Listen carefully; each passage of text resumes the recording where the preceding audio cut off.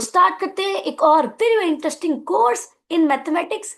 और whenever you start new course in mathematics, energy level ही और होता है, because it give you the motivation and of course extra energy कि हम और डीप जा रहे हैं, मैथ्स को और जानेंगे, और एक्साइटमेंट और क्यूरियोसिटी बढ़ जाती है। सो दिस टाइम जिस कोर्स को हमने इस सेमेस्टर में इंशाल्लाह कवर करेंगे, that is over differential geometry. Differential geometry थोड़ा सा टफ कोर्स माना जाता है, बिकॉज थोड़ा सा टफ है, तो मानने वाली क्या बात है, तो है।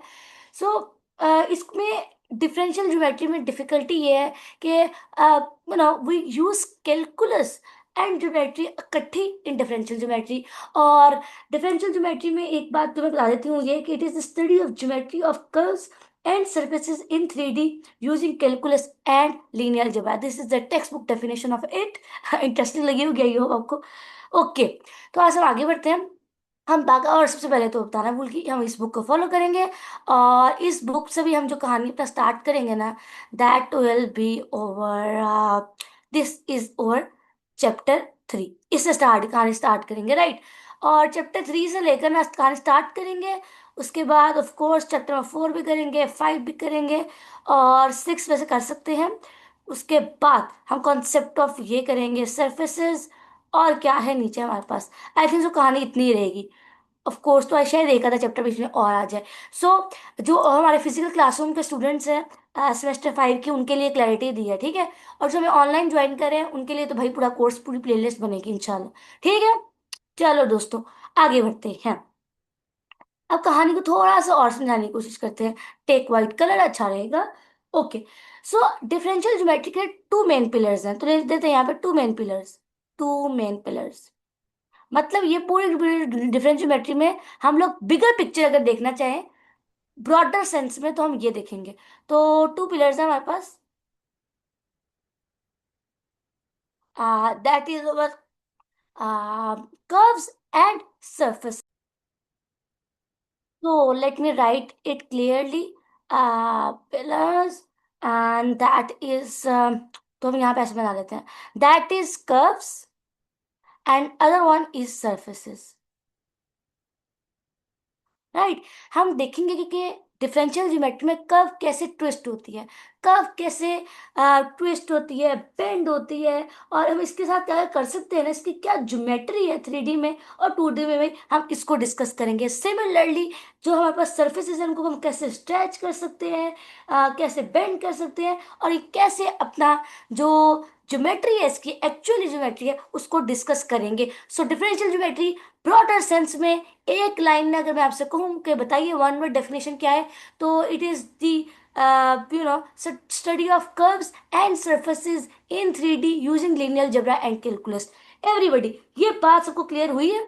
एवरीबॉडी ओके, आगे बढ़ते हैं। सो डिफरेंशियल ज्योमेट्री में भी सबसे पहला टॉपिक जो हमने पढ़ना है ना, हम स्टार्ट चैप्टर नंबर 3 कर रहे हैं। सबसे पहली चीज जो आपको इस पूरी कहानी में पढ़नी है, दैट इज, थोड़ा सा क्विक रिविजन रहेगा बिकॉज हमने फिजिकल क्लासरूम में सब कुछ पढ़ा रखा है, तो ऑनलाइन के बच्चे थोड़ा सा फोकस होकर सुनेंगे, ठीक है।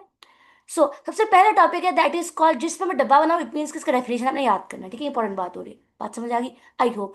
सो by a regular parametric representation, हमारे पास एक और कहानी सुनो, बहुत गौर से समझना। हम पहले इस कहानी कर्व्स की स्टार्ट करें, सबसे पहले हम कर्व्स की बात करें। कर्व्स, कर्व्स के बारे में एक याद याद रखना, curves is set of points in 3D। In 3D भी हो सकता है, कहीं पर भी हो सकता है, ठीक है। ठीक है, इन 3D और 2D कहीं पर भी हो सकता है। अब हमने क्या करना है, हम इस सेट ऑफ पॉइंट्स की जो कि कर्व बना रहे हैं, इसकी हमने ज्योमेट्री को डिस्कस करना है। लेकिन अब ये तो रैंडम सेट ऑफ पॉइंट्स है, जैसे यहाँ पर देखो, मैं अगर आपको दिखा सकूं, ये देखो, देखो देखो देखो, बहुत ध्यान से देखना। लेट्स से, नजर आ रहा है सबको? और जूम इन और कर देते हैं आपके लिए, ये नजर आया? That is curve. Okay, that is over curve. लेकिन अब हमें इस कर्व की चेक करनी है, इसकी हमने ज्योमेट्री को डिस्कस करना है। बट ये इसके ज्योमेट्री हम कैसे डिस्कस करें, इसके ऊपर तो कुछ है ही नहीं, मतलब ज्वाइनिंग ही नहीं है, कोई स्ट्रक्चर ही नहीं है, कोई उसकी वर्थ ही नहीं है, इसको कैसे डिस्कस करें। सो हमने क्या करना है, सबसे पहला काम ये करना है कि हमने अपनी कर्व को, जो कि रैंडम सेट ऑफ पॉइंट्स है, चाहे वो प्लेन में हो या स्पेस में हो, हमने उसका एक फंक्शन बनाना है, और उस कर्व का फंक्शन बनाने के लिए हम इस कर्व को क्या करेंगे, parametrize, parametrize, right. I hope spelling पता नहीं सही है गलत है, जो भी है देख लेना ध्यान से, राइट। तो हमने अब इसको को करना है पैरामीटराइज। तो अब हमने यहाँ पर लेट से अगर एक्स मेरे पास रैंडम सेट ऑफ पॉइंट्स था इन प्लेन और इन सरफेस, तो हमने इसको रिप्रेजेंट करना है इन फॉर्म ऑफ टी। इसका मतलब है जो मेरा रैंडम फंक्शन था x, which is random set of points in plane और सरफेस, अब मैंने उसको रिप्रेजेंट करने के लिए एक वेरिएबल यूज कर लिया, दैट इज टी। और फिर मैं अपनी कर्व को ऐसे ज्वाइन भी कर सकती हूँ, because I have now the function to define it, so I can trace it out like this। बात समझ आई सबको? ये मेरा कर्व बन गया, मेरी ड्राइंग बुढ़िया, आपने फोकस होकर सुन, ठीक है? बात समझ आ गई। और हमने जो सा पैरामीटर यूज किया है ना अपने कर्व के अंदर, ये पैरामीटर टी जो है ना किसी इंटरवल से बिलोंग करता है, ये बात याद रखनी है। और मेरी बात सुनो, अब बहुत ध्यान से सुनना, इधर सुनो बहुत ध्यान से। अब मैंने रैंडम सेट ऑफ पॉइंट्स को रिप्रेजेंट करने के लिए, उनका एक फंक्शन बनाने के लिए, उनकी ज्योमेट्री को डिस्कस करने के लिए एक पैरामीटर यूज किया, विच इज टी। और टी जो है ना वो किसी न किसी इंटरवल से बिलोंग करता है, मतलब ये मैं ये बता, टी जो है ना हमें पैरामीटर ये बता रहा है कि टी बिलोंग्स टू आई, आई हमें ये बता रहा है कि जो हमारी कर्व है वो किस तरह की है, क्योंकि इंटरवल की तीन टाइप्स होती है। इंटरवल हमारे पास इनफाइनाइट भी होता है, मतलब ओपन इंटरवल, हमारे पास इंटरवल बाउंडेड भी होता है जो कि क्लोज्ड होता है, जो कि फाइनाइट कर्व देता है। सिमिलरली हमारे पास जो इंटरवल है वो हाफ ओपन एंड क्लोज भी हो सकता है। तो अगर हमारे पास ओपन इंटरवल यहाँ पे जो आई दिया गया है हमें, अगर ये कोई ओपन इंटरवल लेट से ए से लेकर बी तक, तो इट मीन्स दैट हमारे पास इनफाइनाइट कर्व है, इनफाइनाइट कर्व, राइट। और सिमिलरली अगर हमें क्लोज्ड इंटरवल अब देती है आपको ए से बी, तो इसका मतलब है आपके पास फाइनाइट कर्व है, ठीक है। और सिमिलरली अगर हाफ ओपन एंड क्लोज आती है तो इसका मतलब कर्व एक साइड से फिक्स है, दूसरी साइड से एक्सटेंड होती जा रही है। बात समझ आ गई? आई होप क्या आई हो। तो जो हमने कर्व को इस फॉर्म में लिखा है, पैरामीटर यूज किया, इसके लिए एक इंटरवल भी लेकर है, जो पैरामीटर वो किसी इंटरवल से बिलोंग करे, तो जो कर्व की ये वाली रिप्रेजेंटेशन है ना, इसको बोलते हैं वेक्टर फॉर्म, वेक्टर फॉर्म, और या फिर वेक्टर वेक्टर फंक्शन। जो कर्व को पैरामीटराइज करके फॉर्म लिखने का नाम क्या है, क्या है? Exactly vector function, vector function. समझ आ गई सबको? यहां तक कोई टेंशन नहीं है। हमारे पास कर्व था जो कि रैंडम सेट ऑफ पॉइंट्स था, उसका हमने पैरामीटराइज करके वेक्टर फंक्शन बना दिया। अब ये वेक्टर फंक्शन आपने हमेशा याद रखना है, पूरे डिफरेंशियल ज्योमेट्री में हम कर्व को हमेशा वेक्टर फंक्शन से रिप्रेजेंट करेंगे, मतलब कर्व को रिप्रेजेंट करने के लिए हम कोई ना कोई पैरामीटर यूज करेंगे। Is it clear to everybody? I hope clarity हो। कोई क्वेश्चन हो, कोई सवाल हो, कोई प्रॉब्लम हो, आप नीचे कमेंट बॉक्स में पूछ सकते हैं, व्हाट्सएप पे पूछ सकते हैं, आप कुछ भी कर सकते हैं, ठीक है? ओके। ओके, तो मैंने आपके सामने लिखा ये वाला पैरामीट्रिक रिप्रेजेंटेशन, ये वाली आ गई, that is over called vector function. अब ये vector function regular parametric representation curve की कब होगी, जब हमने जो यूज किया है, अपना कर्व बनाया है, जो वेक्टर फंक्शन बनाया है, अगर इज ऑफ क्लास C1 इन आई, और दूसरा कंडीशन ये है कि अगर हम इसका डेरिवेटिव लें तो हमेशा नॉन जीरो है। इज ऑफ क्लास C1 का मतलब ये है कि फर्स्ट डेरिवेटिव इज कॉन्टिन्यूस, मतलब ये कि जो हमने वेक्टर फंक्शन बनाया है, अगर हम इसका पहला डेरिवेटिव लें, तो याद रखना उसका फर्स्ट डेरिवेटिव उस इंटरवल पर जिस पर हमने कर्व को डिफाइन किया, ये वाला कर्व, इस इंटरवल पर इस जो वेक्टर फंक्शन का पहला डेरिवेटिव है ना, वो हमारे पास इज ऑफ क्लास 1 है, और आई के अंदर, उस इंटरवल के अंदर, और डेरिवेटिव हमेशा नॉन जीरो है इस इंटरवल के ऊपर, टी की हर वैल्यू के लिए। बात समझ आई? I hope. और याद रखना जो टी हमने यूज किया है, इसको हम पैरामीटर बोलेंगे रिप्रेजेंटेशन। बात समझ आई कि ना? लेट्स डू एन एग्जाम्पल, क्योंकि एग्जाम्पल ही सब कुछ है। ओके, मैं ये एग्जाम्पल सॉल्व कराती हूँ। ओके, साथ साथ एग्जाम्पल कर लेते हैं, ताकि जो एग्जाम्पल वाले गिले शिकवे हैं वो हम दूर कर दें। चलो आ जाओ। So we have example 3.1। Example number 3.1 में उन्होंने हमें कर्व क्या दिया रखा है, सुनो बहुत ध्यान से सुनना। कर्व हमारे पास है x = t+1 I1 E1 sorry, plus T का स्क्वायर +3, और यहाँ पर आ जाएगा E2, राइट। बात समझ आ गई सबको? I hope. और उसने क्या कहा यहाँ पे, उसने हमें कंडीशन दिया है कि जो हमारे पास टी है ना, अभी अगेन ये जो हमारे पास ये कर्व हमें सवाल में दी गई है ना, इस एग्जांपल में ये वाली कर्व, ये वाली कर्व, अगर आप इसे गौर से देखो तो ये टी पैरामीटर में यूज हो रही है, और टी कहाँ कौन से इंटरवल से बिलोंग करता है, टी इस इंटरवल से बिलोंग कर रहा है। बात समझ आ गई। अब हम चेक करते हैं कि जो हमारे पास ये वाली कर्व है, ये क्या ये रेगुलर है या नहीं है। तो रेगुलरिटी के लिए हम क्या करेंगे, सबसे पहले इसका पहला डेरिवेटिव लेंगे। तो इसका डेरिवेटिव ले लेते हैं x dash. Okay, so T plus one का डेरिवेटिव क्या आ जाएगा, वन। बात समझ आएगी, टी का डेरिवेटिव वन होता है, प्लस और वन का डेरिवेटिव जीरो, यहाँ पर टी का स्क्वायर का डेरिवेटिव टू टी आ जाएगा, और थ्री का डेरिवेटिव जीरो। बात समझ आ गई। ओके, सो ये हमारे पास आ गया इसका पहला डेरिवेटिव। क्या ये कॉन्टिन्यूस है, यस इट इज कॉन्टिन्यूस। तो पहला डेरिवेटिव जो है वो is of class, so x of dash of T is of class C1 in.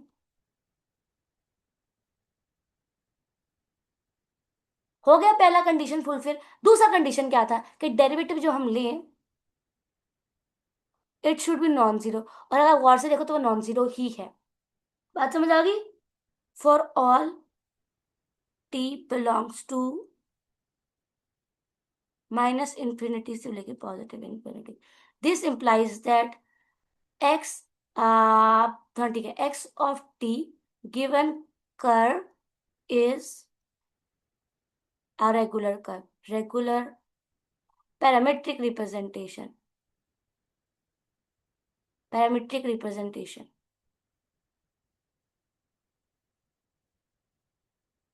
Okay, मेरी बात अब बहुत एक और सुन लो, बहुत ध्यान से सुनना।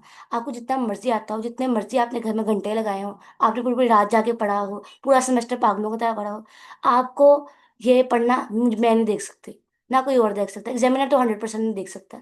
तो आपको एग्जामिनर ने जज करना on the base of what you have written on your paper. So आपने, अब मैंने एग्जाम्पल सॉल्व कराई, ऑल दो बुक पे भी सॉल्व है, लेकिन बुक पे इतना स्टेप बाय सॉल्व नहीं है, इसलिए मैंने हर स्टेप को खोला है, आगे एक्सप्लेनेशन लिखी है, आपने बिल्कुल ऐसे हर स्टेप को खोल खोल कर लिखना है, ठीक है, because you are preparing yourself for our examination. बात समझ आ गई सबको, आई हो भाई। अरे अगर आप गौर से देखो ना, तो यहाँ पर ये हमारे पास ये जो कर्व है ना, ये पैराबोला की बनती है, और इसकी अगर मैं जो अगर आपके लिए ड्रॉ करूँ ना, तो ये ऐसा होगा, इसका ज्योमेट्री, इसका ग्राफ कुछ इस तरह का है। यहाँ पर x1 आएगा, और यहाँ पर हमारा x2 आ जाएगा। जैसे हम एक्स एक्सिस और वाई एक्सिस, नहीं, it is just like that. बात समझ आ गई, इसका ग्राफ है, कोई टेंशन वाली बात ही नहीं है। बात समझ आ गई। चलो जी, नेक्स्ट पढ़ते हैं, दूसरी एग्जांपल सॉल्व करते हैं ताकि आपको ज्यादा अच्छे से फील आए।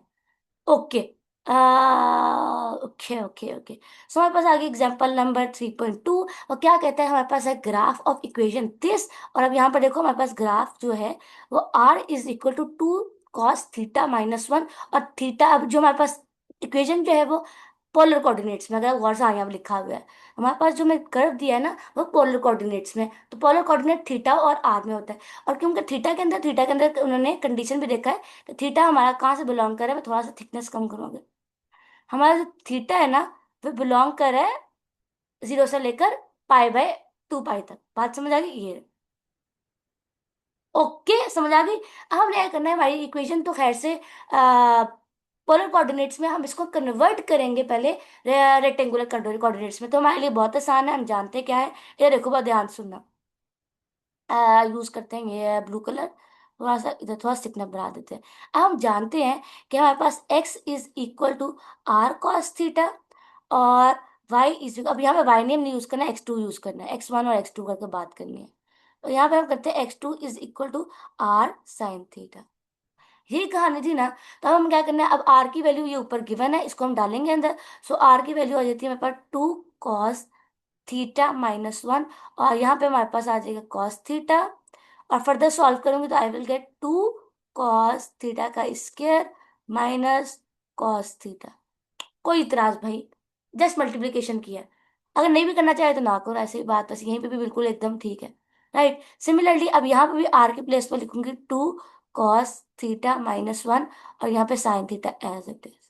अब हम अगर आप गौर से देखो, x1 और x2 हमें दो कोऑर्डिनेट की वैल्यू मिल गई। अब मैं इसे x बना सकती हूँ। x कैसे बनेगा, x बनता है मेरे पास x1 E1 plus x2 E2 करने से। तो हमारे पास x1 का वैल्यू क्या आया, 2 cos थीटा, बल्कि मैं थोड़ा cos थीटा को शुरू में लिख लेती हूँ ताकि ज्यादा अच्छा रहे। Right, okay, so cos theta, और यहाँ पे आ जाएगा 2 cos theta -1, E1 as it is, plus यहाँ पे इस तरह होता है E1 को डिस्टिंग्विश करने के लिए डायरेक्शन वेक्टर्स है, और यहाँ पे लिख दो आप साइन थीटा 2 cos थीटा -1, और यहाँ पे आ जाएगा मेरे पास E2। बात समझ आ गई किस तरह। अब हम क्या करेंगे, हमारे पास कर्व बन गई है, जो कि पहले हमारे पास पोलर कोऑर्डिनेट्स में हमने उसके रेक्टेंगुलर कोऑर्डिनेट्स में कन्वर्ट कर लिया है। और अगर गौर से देखो तो ये थीटा जो है ना, कर्व हमारे पास इन टर्म्स ऑफ थीटा है। तो now take the derivative of this curve. So cos theta, अगर आप गौर से देखो तो हमारे पास यहाँ पर कैसे डेरिवेटिव लेंगे, तो पहले हम डेरिवेटिव लेने के लिए ही कर लेते हैं। ठीक है,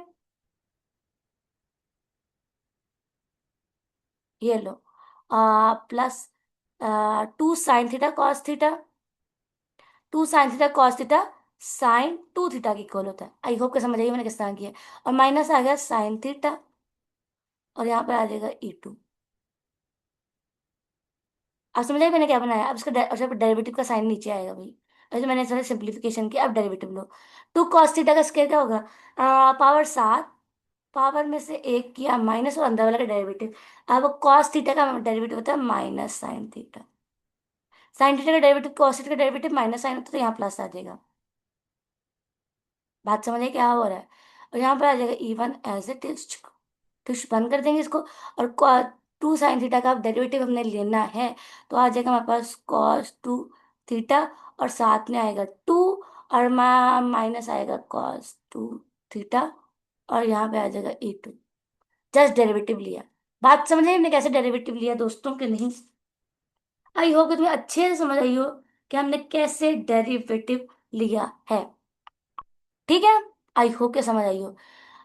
इन दी एंड देखो हमने ये सिंप्लीफिकेशन कर लिया है, और इन दी एंड हमारे पास ये फॉर्म बन गई है। देखो बनी है ना फॉर्म, सबको फील हुआ है कैसे बनी है। अपने घर से नहीं बनाई, हमने बनाई है, अभी बना बैठ के बनाई है। समझ आई सबको। ओके, आगे बढ़ेंगे। ओके, सो आगे मूव करते हैं, तो अब हम देखते हैं कि भाई इसको कैसे चेक करते हैं कहीं नॉन जीरो है या। तो अब अगर आप गौर से देखें तो इन लोगों ने ना क्या हुआ है, आगे जाके बुक वाले भाई ने, तो इसने मॉडुलस लेकर निकाला हुआ because of the theta involve, check करने के लिए कि नॉन जीरो है या नहीं है, हमने उसका मॉडुलस लिया। वैसे अगर आप गौर से देखें ना, तो आपने एक बात याद रखनी, जैसे हमने उससे पहले एग्जाम्पल किया, तो उसमें हमने ऐसा कोई काम नहीं किया। तो अगर आप यहाँ पे मॉडुलस ना भी डालें तभी बात बन जाती है, बिकॉज ऑफ द इंटरवल। देखो 0 से लेकर 2 पाई तक डिफाइन है। बात समझ आई कि नहीं। हमने जब चेक करना है, ठीक है, चेक ना भी को तो बात बन जाएगी। तो फॉर ऑल थीटा, और ये नॉन जीरो है थीटा की वैल्यू, तो रेगुलरिटी की दोनों कंडीशंस को ये सेटिस्फाई कर रहा है। It is of class 1 in interval, और दूसरा कंडीशन नॉन जीरो होने का था। सबको समझ आ गई ये वाली बात। आई हो क्या आई हो। और यहाँ से कुछ देख लेते हैं, तो नहीं गया, आ, कुछ भी नहीं। ठीक है, आगे बढ़ते हैं। ओके, अब यहाँ पर हमारे पास एक डेफिनेशन आ जाती है which is called multiple points. अब कर्व है अब मल्टीपल पॉइंट्स, तो यहाँ डेफिनेशन देखो, multiple points on a regular curve की डेफिनेशन है। याद रखना, a regular parametric representation x is equal to x और टी ऑन आई। इधर देखो मैं बताती हूँ क्या होता है, लॉन्ग स्टोरी शॉर्ट। सुनो मेरे ध्यान से सुनना। कलर चेंज करते हैं, यूज दिस कलर। सो हमारे पास आते हैं मल्टीपल पॉइंट्स। थोड़ा सा मैं जरा सुनो, हाँ चलो आ जाओ। मल्टीपल पॉइंट्स, बहुत ध्यान सुनो क्या कहानी कहता है। मल्टीपल पॉइंट्स ये कहते हैं कि ना, अगर हमारे पास x is equal to x of t हो, और यहाँ पर t बिलोंग कर रहा हो I से, और ये हमारे पास अगर रेगुलर कर्व हो, इज रेगुलर पैरामीट्रिक रिप्रेजेंटेशन हो, देन देन क्या हो, बहुत ध्यान से सुनना, बहुत ध्यान से। देन अगर हमारे पास T1 और T2 दो डिफरेंट पॉइंट्स हैं, तो इन पॉइंट्स पर, जो हमारे कर्व के ऊपर, हम इन पॉइंट्स पर अगर कर्व को डिस्कस करें, तो कर्व की वैल्यू इन दोनों पॉइंट्स पर इक्वल आना चाहिए, जबकि पॉइंट्स डिफरेंट हो लेकिन कर्व पर ये दोनों एक दूसरे के इक्वल है। मतलब इस बात का ये है कि इस पॉइंट पर कर्व के ऊपर क्या आ रही हो, लूप। कैसे, ये देखो, बहुत ध्यान से देखना। मल्टीपल पॉइंट्स की इसके सामने में आ लेते हैं। इधर,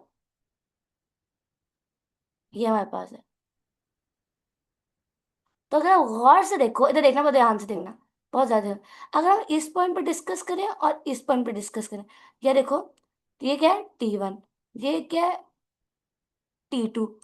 तो कर्व अगर गौर से देखो तो T1 is equal to two दोनों, sorry, T1 is not equal to T2 because T1 और T2 दो अलग अलग पॉइंट्स है प्लेन पर। लेकिन अगर गौर से देखो तो इन पर वैल्यू, जो कर्व की वैल्यू है, जो हमारे पास कर्व की वैल्यू है, ग्राफ की वैल्यू है, फंक्शन की वैल्यू है, इस पॉइंट पर T1 और ये देखो T2 दोनों के लिए यही है।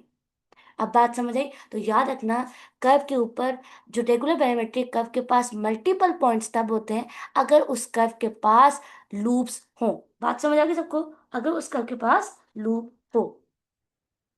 आगे बढ़ते हैं भाई, नेक्स्ट चीज का तो जल्दी जल्दी रिवीजन करनी है, मैं फिर डीप जा रही हूँ, मुझे पता चल रहा है मैं थोड़ा डीप नहीं जाऊंगी। जल्दी बढ़ते हैं। याद रखना, बहुत ज्यादा इंपॉर्टेंट बात है कि अगर अगर अगर हमारे पास एक रेगुलर पैरामेट्रिक का रिप्रेजेंटेशन, इस थ्योरम को बता रही हूँ, अगर हमारे पास x is equal to x of t, अगर रेगुलर पैरामेट्रिक रिप्रेजेंटेशन है, टी नॉट अगर कोई पॉइंट है इन आई, तो इसका नेब, अगर याद रखना, अगर याद रखना, बहुत ध्यान से सुनना, टी नॉट अगर कोई पॉइंट है तो उसके नेबरहुड में जितने पॉइंट्स है ना, वो टी से 1 to 1 ही होंगे। बात समझ आई कि नहीं? मतलब अगर जो बिहेवियर कर्व का एट टी नॉट है ना, वही behaviour eight in the neighbourhood of the T T not ही है। कोई चेंजिंग नहीं आएगी उसमें। लेट्स डू एन एग्जाम्पल जल्दी से, ताकि आपको एक अच्छी से समझ आ जाए। चलो ऊपर से देख लो, that is our example number 3.2। हमारे पास ये फंक्शन है, बहुत ध्यान से देखना। हमारा फंक्शन क्या है? x is equal to a cos theta plus a x is plus a sin theta. और अगर आप बहुत गौर से देखें, this is the equation of circle, this is the equation of circle लिख देते हैं यहाँ पर, पैरामेट्रिक रिप्रेजेंटेशन ऑफ सर्कल, और सही लिखा भी हुआ है। ठीक है। और याद रखना, ये ऐसा सर्कल है जिसका रेडियस a है। अब हमने चेक करना है कि ये जो हमें कर्व की रिप्रेजेंटेशन दी गई है, जो कि सर्कल की है, ये रेगुलर है या नहीं है। तो हम क्या करेंगे, हमने पहले इसका लिया डेरिवेटिव, और डेरिवेटिव के अंदर अगर आप गौर से देखो, डेरिवेटिव में थीटा के इन टर्म्स में हमने क्या लेना, इसका एब्सोल्यूट वैल्यू फाइंड किया। ये देखो इस तरह करके, बात समझ आई? और ये किस तरह बना है, बहुत आसान है, ये देखो, a - a साइन थीटा का square plus a cos theta का स्क्वायर। और अगर वर्ड से देखो माइनस कर, यहाँ पे हमारा a का स्क्वायर कॉमन आ गया, sine square theta plus cos square theta. यहाँ से हमारे पास अंडर रूट a आ गया, which is equal to a। बात समझ आई किस तरह बना? ओके, सो हमारे पास ये, अगर आप गौर से देखो तो इसका नॉन जीरो आया है, और फंक्शन का जो डेरिवेटिव है वो भी कॉन्टिन्यूस आया था, तो ये रेगुलर रिप्रेजेंटेशन तो है। ये हमने दोनों चीजें सेटिस्फाई कर दी है। नाउ अब हमें चेक करना है, observe that every point on the representation, her point जो है इस सर्कल के ऊपर, वो मल्टीपल पॉइंट है फॉर थीटा नॉट, बिकॉज ये देखें थीटा नॉट पुट किया। ओके, बात समझ आ गई सबको कि ना आई? बात समझ आई कि ना आई? बिकॉज यार सर्कल का अगर आप गौर से देखो, सर्कल ऐसा होता है, तो इस पॉइंट पर और इस पॉइंट पर सेम बिहेवियर है, इस पॉइंट पर सेम बिहेवियर, तो मल्टीपल पॉइंट्स नजर आए सर्कल के ऑपोजिट, जो एक दूसरे के हैं। बात समझ आई कि नहीं? I hope I. और अगर आप याद रखो कि जो सर्कल है ना हमारे पास, वो इज ऑफ पीरियड 2 पाई है। मतलब सर्कल की वैल्यूज आपस में, अगर सर्कल की वैल्यूज में 2 पाई ऐड करेंगे ना, तो वो अपनी वैल्यूज को रिपीट करता है। यही बात उन्होंने लिखी है कि सर्कल अगर थीटा में है, थीटा नॉट में है, तो अगर सर्कल की वैल्यू में थीटा 2 पाई ऐड करोगे ना, तो वहीं पहुंच जाओगे। जैसे ये देखो, अगर आप यहाँ पर हो ना सर्कल के ऊपर, इसमें अगर आप 2 पाई ऐड करोगे तो आप ऐसे घूम के इसी पॉइंट पे वापस आ जाओगे। तो याद रखना, क्योंकि सर्कल का रेवोल्यूशन ही जो है वो 2 पाई होता है, कंप्लीट सर्कल। तो जिस जिस पॉइंट पर आप हो सर्कल के ऊपर, अगर इसमें आप 2 पॉइंट ऐड करोगे, जैसे यहाँ पर देखो, थीटा नॉट पे आप हो, आपने +2 थीटा किया, तो आप वापस थीटा नॉट पर आ गए। बात समझ आई? Because it is the period of the circle. Okay, I hope कि समझ आई हो। आगे बढ़ते हैं। दिस इज अच्छी एग्जांपल है, इंपॉर्टेंट नहीं है, लेकिन बात तुके की है। उसने कहा है हमारे पास एक कर्व है जिसका एक कंपोनेंट टी स्क्वायर है, दूसरा कंपोनेंट, अगर आप गौर से देखो, it is the piecewise function of sine trigo function. और ऑफ कोर्स हर ट्रिगो फंक्शन जो है वो हमारे पास कॉन्टिन्यूस होता है। तो ये कॉन्टिन्यूस तो है, इसमें कोई डाउट नहीं है।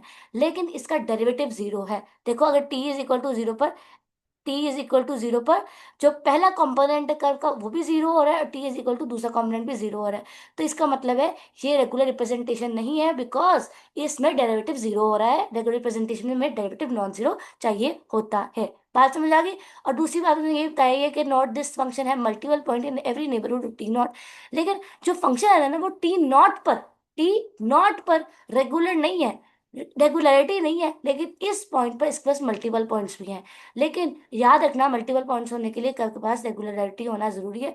तो ये उन्होंने इस एग्जांपल में बताने की कोशिश की है। आगे बढ़ते हैं। अब बहुत ध्यान से सुनना। जिस रैंडम सेट ऑफ पॉइंट्स को रिप्रेजेंट करने के लिए हमने थीटा को यूज किया था और उस पर स्टडी करने के लिए उसको फंक्शन बनाया हमने पैरामीटराइजेशन की। अगर मैं उसी टी को एक और दफा रिपैरामीटराइजेशन कर दूं, एक और दफा रिप्रेजेंटेशन कर दूं, अब मैं टी की बजाय थीटा यूज कर लूं, तो क्या कर्व को फर्क पड़ेगा? नहीं। क्या सेट ऑफ पॉइंट्स वही रहेंगे? 100% वही रहेंगे। कर्व को हम ट्रेस वैसे ही करेंगे, हाँ जी वैसे ही करेंगे। क्या जो हमारे पास नई पैरामीटराइजेशन बनी है, मतलब थीटा को हमने दोबारा यूज किया, जैसे मेरी बात सुनो, थोड़ा सा दिखाने की कोशिश करती हूँ। इधर आओ समझो, बहुत ध्यान से समझना। थोड़ा सा क्विक रिवीजन है, आई होप जरा क्विकनेस आपको जरा तंग नहीं कर रही होगी ज्यादा।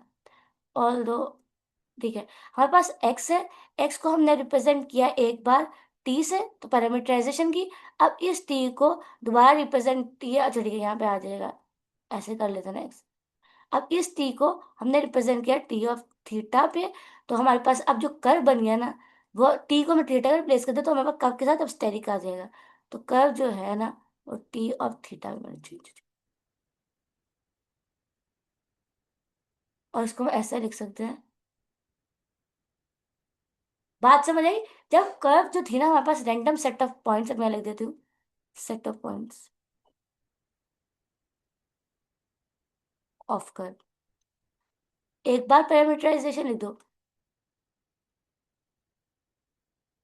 पहली पैरामीटराइजेशन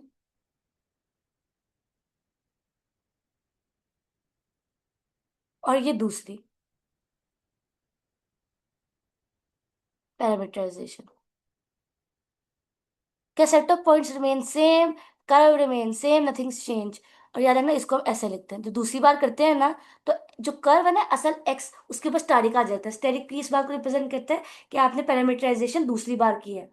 और याद रखना, ये दूसरी बार जो पैरामीटराइजेशन कर्व की करते हैं ना, ये आपको तब अलाउ होती है कि जैसे टी रेगुलर था, वैसे वैसे थीटा को भी रेगुलर होना होगा। वेरी इंपॉर्टेंट बात। इज अलाउेबल, दूसरी पैरामीटराइजेशन इज अलाउेबल if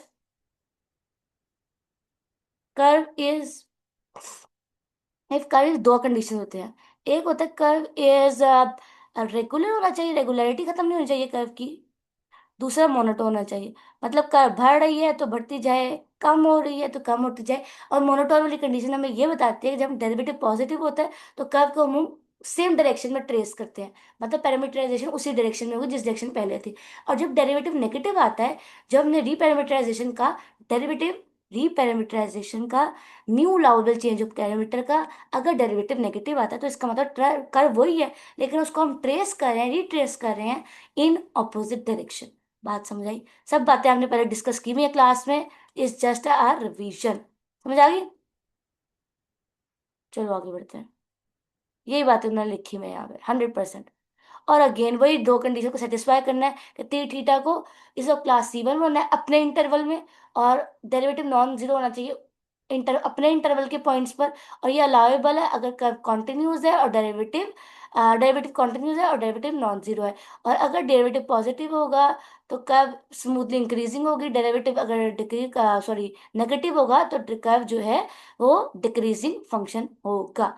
उसके बाद हमारे पास एक बहुत इंपॉर्टेंट थ्योरम आ जाता है। वो थ्योरम से क्या कहते हैं कि t is equal to t of theta हमारे पास अलाउेबल चेंज ऑफ पैरामीटर है इस इंटरवल पर। अगर जो पुरानी रिप्रेजेंटेशन है, अगर जो हमारी नई रिप्रेजेंटेशन है, पुरानी रिप्रेजेंटेशन, वो 1 to 1 हो जाए आपस में। 1 to 1 मैपिंग होने का मतलब ये है कि दोनों सेम ही हो तकरीबन। ठीक है। मतलब अगर जो बिहेवियर इधर है उसका बिहेवियर वहां पर भी दूसरी साइड पर भी वही होगा। और इसके बाद अगेन ये देखो, बात याद रखना, x is equal to x of t. और यहाँ पे कंडीशन था कि जो टी है ना हमारे पास, वो बिलोंग करता है आई से, और आई की जगह कॉर्नर में टी लिख देंगे क्योंकि ये टी का इंटरवल है। अगर हमने टी को दोबारा से रिप्रेजेंटेशन किया, टी की जगह पे यहाँ पे जाएगा थीटा, और यहाँ पे स्टेरिक आ जाएगा, और यहाँ पे आ जाएगा अपना एक्स स्टेरिक। ये पैरामीटराइजेशन किया, तो अब ये बीच में थीटा है ना, ये बिलोंग करेगा अपने इंटरवल। बात समझ आ गई? की बात है सबको आई? आई होप आई हो। और हमने यहाँ पर जो पैरामीटराइजेशन की था, रीपैरामीटराइजेशन, उसमें ना टी को लिखा है t is equal to t theta. अब टी एज इट इज, अब टी थीटा अब इसके अंदर हम पुट करेंगे। अब t is equal to t of theta है, तो इसका इंटरवल क्या है भाई? इसका इंटरवल है I of t, t as it is, और इसका इंटरवल क्या है? I of theta. ये देखो देखो देखो देखो, कौन सा कलर लो? ब्लैक ले लेते हैं इस बार। हम्म, ये फॉर्म कैसे बने सबको समझ आई? आई होप याद रखो। तो याद रखना, जो आई टी है और आई थीटा है, मतलब आई टी मतलब टी का इंटरवल, आई थीटा थीटा का इंटरवल, ये दोनों इंटरवल आपस में 1 to 1 रैपिंग रखते हैं, एक दूसरे पे ऑन टू है। और याद रखना कि जो अलाउेबल चेंज ऑफ पैरामीटर है ना, जो जो हमने नया पैरामीटर लेकर आए ना, उसका जो इनवर्स फंक्शन है ना, वो भी याद रखना एक अलाउेबल चेंज ऑफ पैरामीटर भी होता है। वेरी इंपॉर्टेंट बात है। ओके, जल्दी से हम करते हैं भाई, दो एग्जांपल और हमारे पास रखिए, एग्जांपल एग्जांपल है, सुनो अभी जल्दी से। ये हमारे पास एग्जांपल है।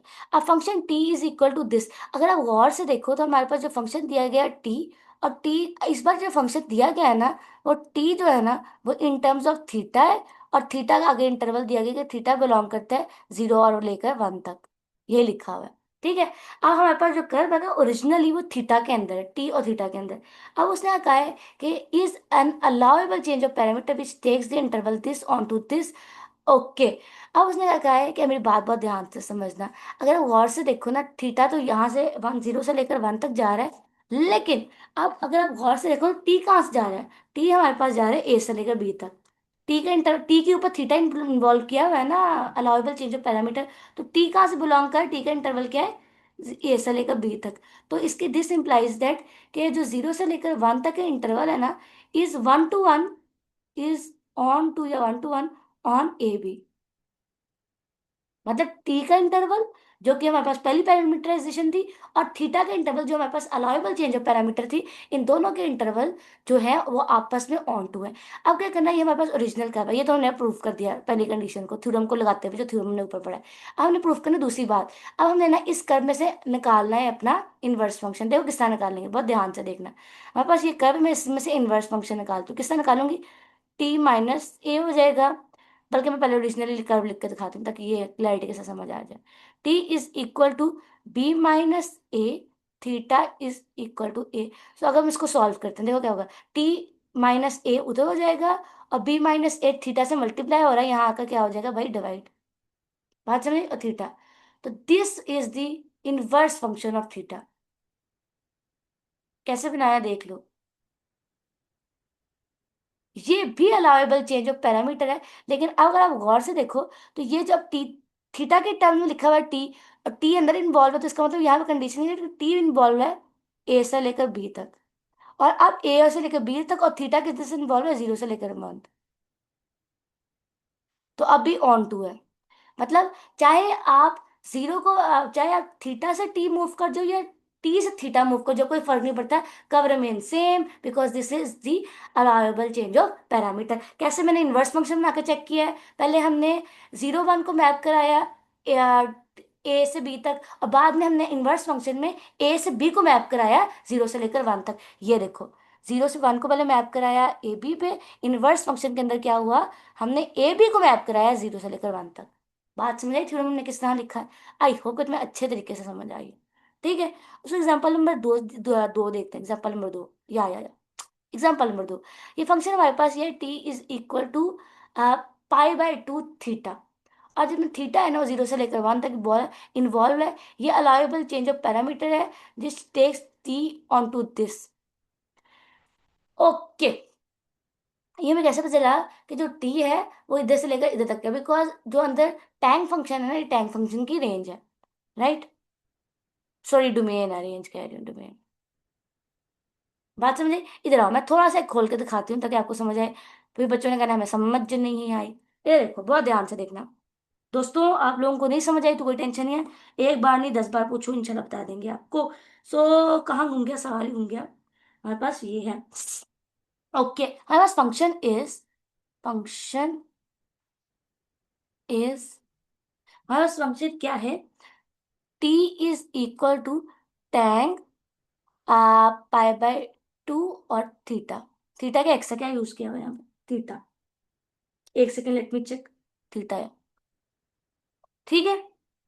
अब और यहाँ पे कंडीशन ये है कि जो हमारे पास अंदर थीटा यूज हुआ है ना, थीटा, इस पे कंडीशन ये रखा हुआ है खैर से, कि जो थीटा है ना, वो हमारे पास 0 से लेकर 1 तक डिफाइन है। Half open and close interval है, ठीक है। और ये हमारे पास फंक्शन है। अब नहीं डिफाइन नहीं करना, ये हमारे पास थीटा की रेंज है। तो याद रखना, और अगर गौर से देखो, अगर थीटा की रेंज ये है, तो एक सेकंड में आपको दिखाने की कोशिश करती हूँ, हम शायद आंसर। थीटा इस इंटरवल से बिलोंग करता है इस कर्व के लिए, और ये जो कर्व है ना, ये हमारे पास x is equal to x of t थी, और t को आगे से उन्होंने चेंज किया है थीटा में। तो ये जो हमारे पास ये बना ना t, ये अलाउेबल चेंज ऑफ पैरामीटर है, चेंज ऑफ पैरामीटर इसके लिए। और अगर ये है तो टी का इंटरवल क्या होगा? टी का इंटरवल हम ऐसे फाइंड करेंगे, जो अंदर पड़ा हुआ फंक्शन है ना टी के अंदर, उसको गौर से देखना है। टी के अंदर पड़ा हुआ है हमारे पास टैन फंक्शन। टैन एक ट्रिगो फंक्शन है, और इसका जो डोमेन है वो कहाँ से होता है?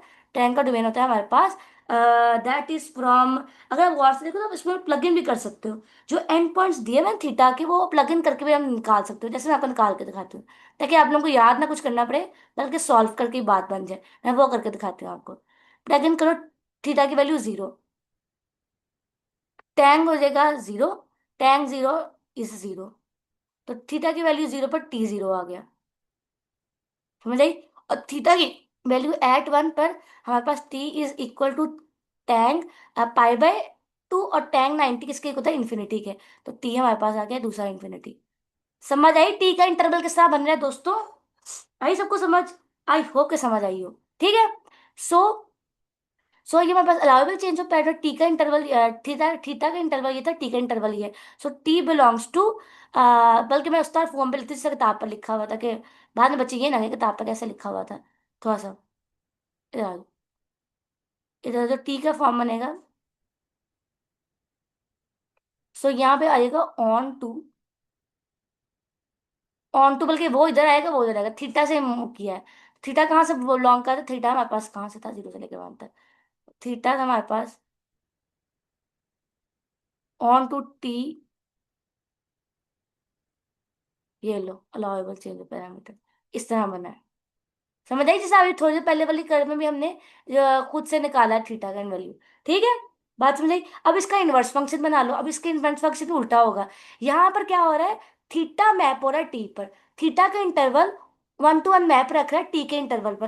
अब अगर गौर से देखो, तो अगर मैं इसका वो कर दूं, इनवर्स फंक्शन करूं इसमें से थीटा, तो कैसा निकालेंगे इनवर्स पर? तो टैंग वहां पॉजिटिव है, यहाँ आ जाएगा टैंग इनवर्स ऑफ टी हो जाएगा, और टेन इनवर्स ऑफ टी हो जाएगा।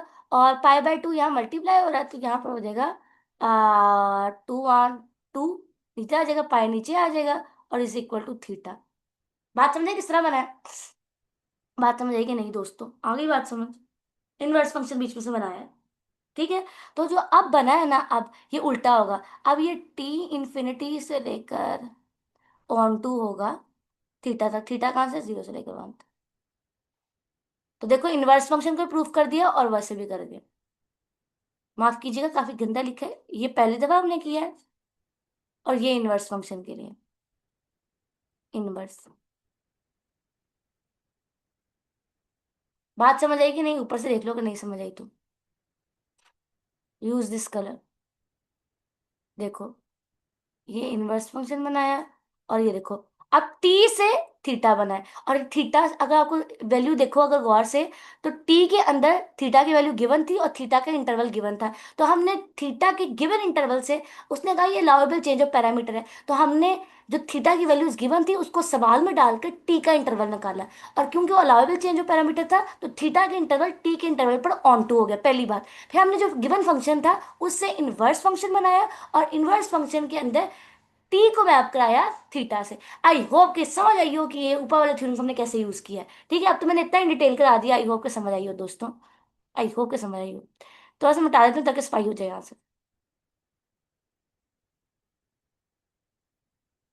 ओके, आगे बढ़ते हैं यार। अब regular parametric representation x is equal to x of t where t belongs to I t is equal to, अब याद रखो अलाउेबल चेंज ऑफ पैरामीटर में जब रिपैरामीटराइजेशन करते हैं तो पिछली रिप्रेजेंटेशन होती है और जो नई रिप्रेजेंटेशन होती है वो दोनों एक दूसरे के इक्वलेंट होते हैं। ये वाली बात भी मैंने आपको खोल के दिखाई थी, और ये वाली बात याद रखनी। बात समझ आई कि नहीं? आई होप कि आपको अच्छे आ रही हो। उसको थोड़ा सा पढ़ लेते हैं। Representation x is equal to x of t uniquely determines a curve. Okay, उसने कहा ये जो रिप्रेजेंटेशन है ना, ये यूनिक कर्व को, यूनिकली का होता है ओनली वन, मतलब इस रिप्रेजेंटेशन के लिए पूरी दुनिया में ये एक ही कर्व है, कंसिस्टिंग ऑफ ऑल रिप्रेजेंटेशन। और अगर हम इसी कर्व को रिप्रेजेंट करने के लिए हमने तीसरे पैरामीटराइजेशन किया, और ये पैरामीटराइजेशन यूनिक है। अगर हम कोई और पैरामीटराइजेशन ले आए अलाउेबल चेंज से, तो याद रखना ये वो अलाउेबल चेंज जो नई रिप्रेजेंटेशन है ना, वो उसी कर्व की बात हो रही होगी। लेकिन याद रखना कि जो रिप्रेजेंटेशन है ना, चाहे वो टी से रिप्रेजेंट करो थीटा से रिप्रेजेंट करो, it may not necessarily be the property of curve. ये कर्व की प्रॉपर्टी नहीं है, ये रिप्रेजेंटेशन है सिर्फ। जैसे अगर मेरा नाम रबिया है, तो ये मेरी प्रॉपर्टी, मेरा नाम रबिया है, मेरा मुझे लोग बुलाते हैं रबिया है, तो क्या मतलब मेरी हरकतें, मेरा नाम रबिया है तो क्या मेरी हरकतें भी ऐसी हैं? नहीं नहीं यार, वो बात और है। तो मेरी इंटरनल प्रॉपर्टीज और जो है वो सब कुछ अंदर वाली बातें जो हैं वो मेरी पर्सनल प्रॉपर्टीज जो हैं, उसका मेरे नाम से कोई लेना देना नहीं। मेरा नाम मेरी रिप्रेजेंटेशन है और मेरी इंटरनल प्रॉपर्टी नहीं है। बात समझ आई कि नहीं? तो याद रखना पैरामीटर जो कर्व है, उसको कोई फर्क नहीं पड़ता कि आपको उसको टी से बुलाएं उसको थीटा से बुलाएं। समझ आ गई? यही लिखा हुआ है, any property of the curve must be common to all representation. चाहे फर्क नहीं पड़ता, जो भी सी प्रॉपर्टीज कर्व की होंगी ना, तो चाहे जो मर्जी कर लो, वो हर रिप्रेजेंटेशन में सेम रहेगी, तो इंडिपेंडेंट ऑफ द पैरामीटर। उसके बाद हमारे पास example number 3, that is very important example, 3.6। Okay, इसने उसने हमें क्या बताया? अब बहुत गौर से, मैंने बच्चों को एग्जांपल समझ नहीं आई थी, हम दोबारा करा रहे हैं, तो अब ध्यान से सुनेंगे। हमारे पास ये कर्व है, ये कर्व, उसने क्या कहा है, हमने पहली बार इंट्रोड्यूस करना है ये वाला अलाउेबल चेंज ऑफ पैरामीटर, और इस अलाउेबल चेंज का पैरामीटर का इंटरवल ये है। ठीक है, अब हमने प्रूफ करना है कि ये जो उसने हमें रैंडम पैरामीटराइजेशन दी है इस कर्व की, ये अलाउेबल चेंज ऑफ पैरामीटर है या नहीं है। हम क्या करेंगे, हम लेंगे जो हमें पैरामीटराइजेशन गिवन है, इसका डेरिवेटिव लेंगे। हम इसका डेरिवेटिव लेंगे तो गौर से देखो, डी थीटा और डी टी, तो इसका डेरिवेटिव क्या आएगा? 1, जो कि 0 से बड़ा है। तो हमें याद रखना, क्या वन, पहली चीज हमने क्या चेक करनी थी, कोई भी रिप्रेजेंटेशन अलाउेबल रिप्रेजेंटेशन तब थी, अलाउेबल चेंज ऑफ पैरामीटर तब था जब इसके पास दो कंडीशंस हो। वो दो कंडीशन ये वाली थी कि हर representation allowable change of parameter होगी अगर वो रेगुलरिटी की कंडीशन को सेटिस्फाई कर दे और मोनोटोन हो जाए। मोनोटोन होने का मतलब ये है, या तो डेरिवेटिव इंक्रीजिंग होता जाए फंक्शन हर पॉइंट पर, या डेरिवेटिव इंटरवल के हर पॉइंट पर डिक्रीजिंग होता जाए, ये मोनोटोन होने का प्रॉपर्टी है। और रेगुलरिटी के लिए ये था कि डेरिवेटिव एग्जिस्ट करे और इज ऑफ क्लास 1 कॉन्टिन्यूस हो जाए, और दूसरा कंडीशन है डेरिवेटिव नॉन जीरो। अब हमने पहला जो रिप्रेजेंटेशन दी है, इसने हमें, सॉरी, पहली पैरामीटराइजेशन कहा है, पूछा है क्या ये जो मुझे ये वाली कर्व है, क्या इसकी ये वाली रिप्रेजेंटेशन अलाउेबल है या नहीं, मुझसे सवाल किया गया। तो मुझे जो रिप्रेजेंटेशन दिया है ना, मैं उसका लूंगी डेरिवेटिव। डेरिवेटिव लिया, मेरा आंसर निकला 1। अब मुझे सोच के बताओ, क्या 1 एक कॉन्टिन्यूस है? Exactly continuous. क्या नॉन जीरो है? एग्जैक्टली नॉन जीरो है। तो इसका मतलब रेगुलर तो हुआ, एग्जैक्टली हुआ। अब दूसरी बात आ जाती है कि मोनोटोन पे, अब डेरिवेटिव पॉजिटिव है, हाँ जी। क्या डेरिवेटिव कांस्टेंट आया? हाँ जी। तो इसका मतलब है इंटरवल के हर पॉइंट पे ये सेम रहेगा, हाँ जी। इसका मतलब बड़ा है, पॉजिटिव है डेरिवेटिव, तो फंक्शन इंक्रीजिंग फंक्शन है। तो हमने ये जो रिप्रेजेंटेशन टी जो निकाली है, theta is equal T plus one, ये अलाउेबल चेंज ऑफ पैरामीटर है इस कर्व की, इस इंटरवल पर। बात समझ आ गई? किस नाम ने निकाला? ठीक है, आई होप आपको समझ आ गई हो। और ये भी ये लिखा हुआ है, as t increases through the interval this, देख क्वांटिटी मतलब ये जो नई रिप्रेजेंटेशन है ये भी इंक्रीज करेगी स्मूथली पूरी के पूरी कर्व में। समझ आ गई? अल्हम्दुलिल्लाह समझ आ गई सबको? आगे तो उसने हमें ये अच्छा, श्याम सीरीज का प्रॉब्लम प्रॉब्लम तो नहीं है, खैर एक प्रॉपर्टी है। श्याम सीरीज की बुक बच्चों को इसलिए मुश्किल लगती है क्योंकि यहाँ पर जो सवाल है ना, मैथ्स में इन जनरल स्टेप वाइज हम सवाल सॉल्व करते हैं, जैसे मैंने यहाँ पर किया। तो अभी आपको आपको भी वैसे सेम सवाल मैंने यहाँ सॉल्व किया है, ये आपको आसान लग रहा होगा, लेकिन है ना आप लोग कहेंगे बड़ा आसान सवाल है, लेकिन वही सवाल बुक पर आपको मुश्किल इसलिए लग रहा था क्योंकि वो थ्योरी के फॉर्म में लिखा हुआ था, राइट? तो याद रखना, शाम से इसको पढ़ने के लिए थोड़ा सा ओपन माइंडेड होकर थोड़ा सा फोकस होकर पढ़ना पड़ता है। Otherwise it is a very very generally I like this books. For example मैं I have used a lot of Shamsi's books to study different courses in mathematics। बात करते हैं नई प्रेजेंटेशन पे। तो ये तो भाई अलाउेबल चेंज है। अब उसने कहा एक और, अब उसने कहा if we introduce a new allowable change of parameter, अब वो दूसरी अलाउेबल चेंज ऑफ पैरामीटर ले आया है। पहले हमने उसने वो दी और अब ये दी। तो पहला अगर मैं आपको डब्बे बना दूं आपके लिए, तो इस सवाल में मुझसे आज क्लास में एक बच्ची ने सवाल किया कि मैम ये कैसे पता चलेगा ये सवाल क्या है। तो पहले इसके लिए चेक किया और अब ये दूसरी रिप्रेजेंटेशन आ गई इस इंटरवल में। अब हम इसका अगर डेरिवेटिव ले लें टी का, तो हमारे पास आंसर आएगा -1। -1 इज लेस देन 0, राइट? 0 छोटा है। पहली बात बताओ, क्या डेरिवेटिव एग्जिस्ट कर गया? जी कर गया। क्या डेरिवेटिव नॉन जीरो है? एग्जैक्टली रेगुलर हो गया? हाँ जी। अब मुझे सोच के बताओ, क्या डेरिवेटिव 0 से बड़ा है कि 0 से छोटा है? 0 से छोटा है। डेरिवेटिव नेगेटिव आया? हाँ जी। फंक्शन इंक्रीजिंग होगा डिक्रीजिंग? डिक्रीजिंग होगा।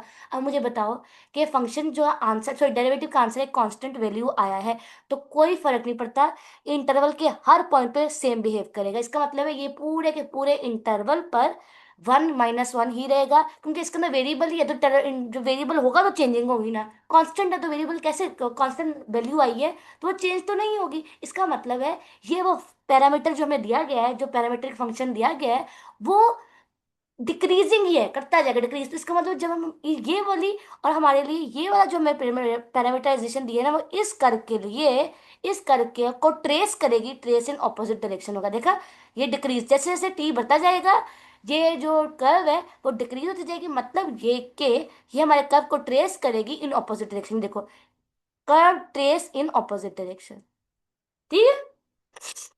क्योंकि जो जो हमारे पास पैरामीटराइजेशन आती है ना, वो क्या करती हैं, हर जो रिप्रेजेंटेशन है ना हमारी, वही ओरिजिनल जो सेट ऑफ पॉइंट्स है ना उसको रिट्रेस करती है आकर। बात समझ आई कि नहीं? आई होप समझ आई हो। और तो इसका मतलब है, इसने हमसे दो देख के पूछा कि ये बताओ, लेकिन अब जो तीसरी पैरामीटराइजेशन के लिए उसने हमारे पास बनाया ना ये वाला फंक्शन, इसके साथ प्रॉब्लम ये था कि ये हमारे पास पहली बात ये पीसवाइज फंक्शन है। ये पीसवाइज फंक्शन पे जो हमारे पास ना ये अलाउेबल चेंज ऑफ पैरामीटर नहीं है, बिकॉज ये पूरा का पूरा का गौर से देखो तो इट इज डिफाइंड फ्रॉम 0 π/3, उसके बाद π/3 के बाद 5π/3, और 5/3 से 2π। और अगर आप इस फंक्शन को गौर से देखो तो ये देखो, इस पॉइंट पर इंक्रीजिंग, फिर इस पॉइंट पर डिक्रीजिंग, ऐसे करके फिर इंक्रीजिंग हो रहा है। तो अगर आप गौर से देखो, अगर आप गौर से देखो तो इंटरवल पर बिहेवियर एक जैसा नहीं रख रहा। हमारे लिए जरूरी था कि जो हमें पैरामीट्रिक रिप्रेजेंटेशन दिए जा रहा है वह सारे के सारे इंटरवल पर सेम बिहेव करे, मतलब मोनोटोन हो। लेकिन यहाँ पर क्या हो रहा है कि ये हालांकि डिफाइन 0 से लेकर 2π तक है, लेकिन देखो इस पार्ट में पॉजिटिव है, इस पार्ट में डिक्रीजिंग है, मतलब यह पॉजिटिव होने से बात इंक्रीजिंग है, फिर इंक्रीजिंग है, तो फंक्शन इंक्रीज और डिक्रीज फिर इंक्रीज हो रहा है। तो through out the interval same behaviour नहीं रख रहा। तो ये वाला जो पीसवाइज फंक्शन है, ये हमारे पास अलाउेबल चेंज ऑफ पैरामीटर नहीं होगा। बात समझ आ गई? उन्होंने यहाँ पे भी देखो एग्जांपल दिया है। ये जो एक एग्जांपल थी ओरिजिनल कर्व थी, ओरिजिनल कर्व। और ये वो वाली है जो बनी है t = t+θ की रिप्रेजेंटेशन से। और अगर ये तो देखो ये ऑपोजिट डायरेक्शन में ट्रेस हो रही है, तो ये बनी है t = -t वाली रिप्रेजेंटेशन से। तो ये तीनों एक ही कर्व को रिप्रेजेंट कर रही है। बात सबको समझ आई? पक्की बात है? आगे बढ़ते हैं। उसके बाद आती है बात सर्कुलर हेलिक्स पर। सर्कुलर हेलिक्स को अगर आप गौर से देखें, तो बहुत ज्यादा गौर से देखें, तो इसमें ऑफ कोर्स ये एक 3D कर्व है। और आप गौर से देखो तो इसका पहला कंपोनेंट ये है a cos थीटा, दूसरा कंपोनेंट a sin थीटा है, और तीसरा कंपोनेंट हमारे पास b t है। तो एक ऐसी कर्व है कि अगर गौर से देखें तो ये x1 और x2 प्लेन पर इसके पहले दो कंपोनेंट सर्कल बनाते हैं, और जो तीसरा कंपोनेंट है ना, ये उन सर्कल की हाइट को बनाता है। जैसे ये देखो, ये देखो, तो एक्स वाई और एक्स टू प्लेन पर ये देखो सर्कल बना, और फिर जो हाइट है ना वो ये देखो 2 पाई बी पीछे में हेलिक्स है। तो ठीक है, तो हेलिक्स का जो साइज है वो कितना होगा, कितनी जो वर्टिकल, या अगर गौर से देखो तो ये वुंड्स है। मतलब मैं क्या कहूँ आपको, ये धागे के बल हैं, समझे, धागे के बल हैं, round round round round round spring है, जैसे मैंने क्लास में आपको दिखाया था, ये बिल्कुल वैसे सर्कुलर हेलिक्स। बात समझ आ गई सबको। और याद रखना सबसे इंपॉर्टेंट बात ये थी कि पिच ऑफ हेलिक्स हमारे पास ये है, पिच ऑफ हेलिक्स, ये बहुत इंपॉर्टेंट बात है, pitch of helix 2 pi b है। ठीक है, तो जो जो हमारे पास एक्स एक्स एक्सिस पर और वाई एक्सिस पर या फिर एक्स टू एक्सिस पर जो दो कंपोनेंट्स हेलिक्स के आ रहे हैं, वो हेलिक्स का जो साइज है, मतलब कि उससे छोटा सर्कल बनाना है, उसका बेस बड़ा होगा या बेस छोटा छोटा होगा, ये डिफाइन करता है। और जो तीसरा फैक्टर है ना, जो कि जी एक्सिस में कहो या फिर x3 में कहो, हेलिक्स की हाइट को डिफाइन करता है। बात समझ आ गई सबको? आ गई, आई होप कि आपको अच्छे तरीके से आई हो। उसके बाद हमारे पास एग्जाम्पल नंबर 3.8 है। ये बहुत इंटरेस्टिंग एग्जाम्पल है।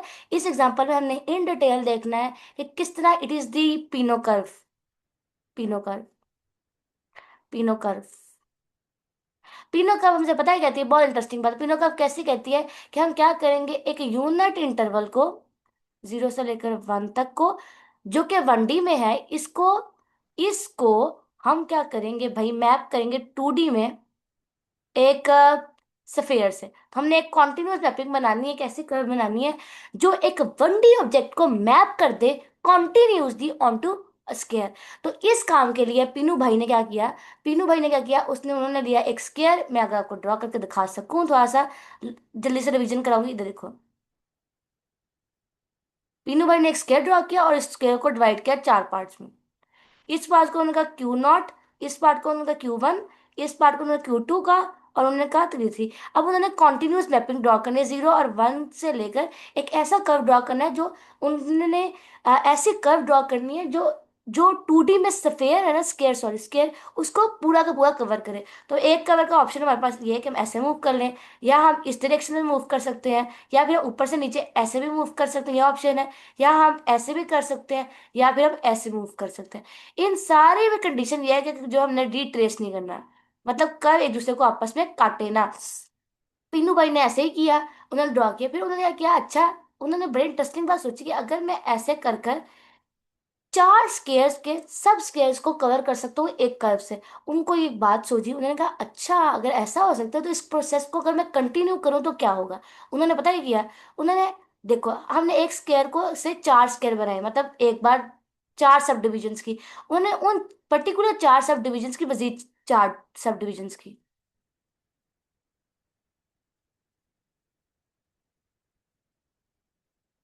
फिर उन्होंने एक ऐसा कर्व बनाया जो सबको कवर करे, और ऐसे करते करते करते करते उन्होंने इनफाइनाइटली मैनी टाइम ऐसे कर्व बनाने की कोशिश की। और अगर आप गौर से देखो तो ये मैंने भी बनाया। ठीक है, आई बात समझ आई हो? तो क्या किया उन्होंने, क्या किया, we divide Q into 4 equal square which together with their boundaries are denoted by T0, T1, sorry, Q0, Q1, Q3. Suppose further that each of the Q and naught is again subdivided into 4 squares. Later again, or we will suppose that squares are intersects, ये वो। अब ठीक है, आगे बढ़ते हैं। अब उन्होंने क्या किया, अब उन्होंने एक बहुत इंटरेस्टिंग बात की। अब हमने ऐसा फंक्शन बनाना था जो इसको हम इधर से इधर कर्व को मैपिंग डिफाइन करने के लिए फंक्शन करें। तो हमने टी नॉट पॉइंट लिया। टी नॉट पॉइंट कहाँ से आया, टी नॉट पॉइंट भाई यहाँ से आया, यहाँ से हमने कोई फंक्शन लिया। अब टी नॉट पॉइंट को हमने जैसे हमने जैसे 0 से 1 के दरमियान हमारे पास जो नंबर्स आते हैं ना, वो पॉइंट्स वाले नंबर होते हैं, 0 पॉइंट कुछ, 0.01, 0.001, 0 पॉइंट, तो 0 पॉइंट ये सारे नंबर होते हैं ना, 0.01, 0.1 ये हमारे पास 10 के इक्वल होता है, 0.01 ये हमारे पास 1000 के इक्वल होता है, 0.001 ये हमारे पास नंबर के इक्वल होते हैं। तो क्योंकि 0 से लेकर 1 तक नंबर सारे डेसिमल प्लेसेस में होते हैं, इनको हम लिख सकते हैं पॉइंट्स की फॉर्म में। तो क्योंकि हमने अब अपने स्केल को डिवाइड किया 4 इक्वल पार्ट्स में, तो अब हमने T0 को, जो 0 से लेकर 1 तक एक इनपुट वैल्यू लेना है हमने, हम उसको डिवाइड करेंगे 4 से, 4 1 4 2 और ये। इसी तरह हमने एक और बात सीखी है कि जो हमारे पास T0 है ना, वो इस फॉर्म का बन जाएगा, सॉल्यूशन ऑफ ये। ठीक है।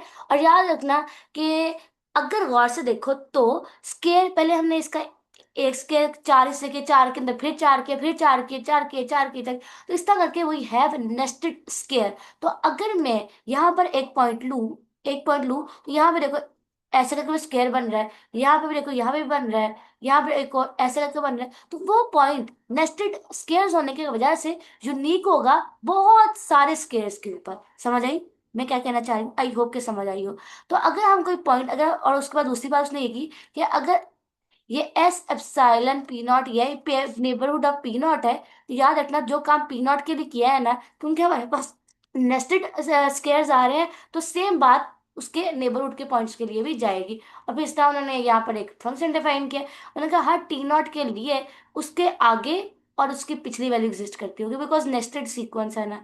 और याद रखना हमने फंक्शन डिफाइन किया ना, तो क्या हुआ कि यहाँ पे जो बाउंड्री के पॉइंट्स है ना, बाउंड्री के ऊपर, वो इस स्केयर के अंदर भी आ रहे हैं और स्केयर के अंदर भी आ रहे हैं, तो इसके अंदर भी आ रहे हैं, इसके अंदर भी आ रहे हैं, तो जो हमने बाउंड्री के ऊपर पॉइंट्स है ना, वो ट्वाइस कवर हो रहे हैं। दैट इज वाई जो नेस्टेड स्केयर हमारे पास बना है ना, ये मैपिंग 1 to 1 नहीं होगी, because of the boundary points.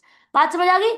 आई हो। आगे बढ़ते हैं, हमारे पास नेक्स्ट चीज बढ़ती है कि आई होप 1 घंटा ना हुआ हो, पता नहीं टाइम लिमिट क्या है, काफी टाइम हो गया, रियली सॉरी, पर सारा रिवीजन करना है हमारे पास। अगर रेगुलर कर्व सिंपल कब होती है? हर वो रेगुलर कर्व सिंपल होती है अगर वो मल्टीपल पॉइंट्स के लिए क्या कंडीशन था सिंपल के लिए, सुनो। सिंपल पॉइंट्स ऑन कर regular curve, points on regular curve,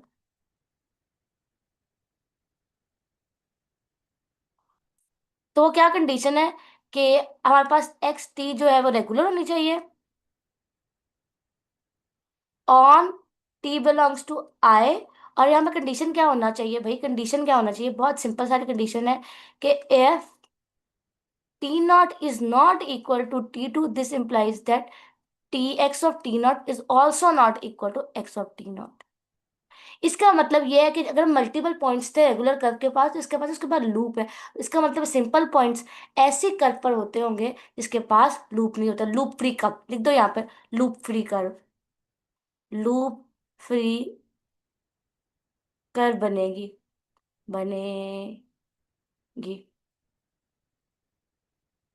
बात समझ आ गई सबको? आई हो। ओके, आगे हम पढ़ते हैं। हमारे पास नेक्स्ट कॉन्सेप्ट होता है आर्क, रेगुलर आर्क का। सुनो जल्दी से, अब मैं थोड़ा जल्दी से एक्सप्लेन करती हूँ बिकॉज टाइम ज्यादा हो रहा है।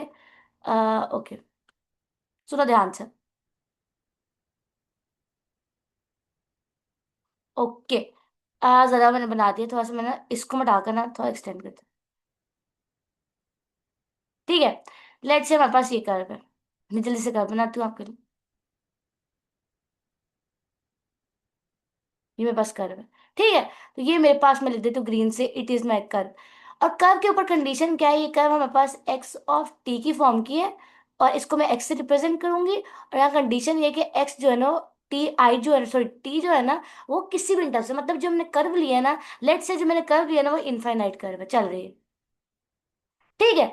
अब याद रखना, कर्व के अंदर जो हमारे पास सेट ऑफ पॉइंट्स थे ना, जिस इंटरवल से बिलोंग कर रहे थे, वो सेट ऑफ पॉइंट्स जो थे ना, वो इनफाइनाइट भी हो सकते थे, मतलब क्लोज इंटरवल भी हो सकता था, वो फाइनाइट भी हो सकते थे।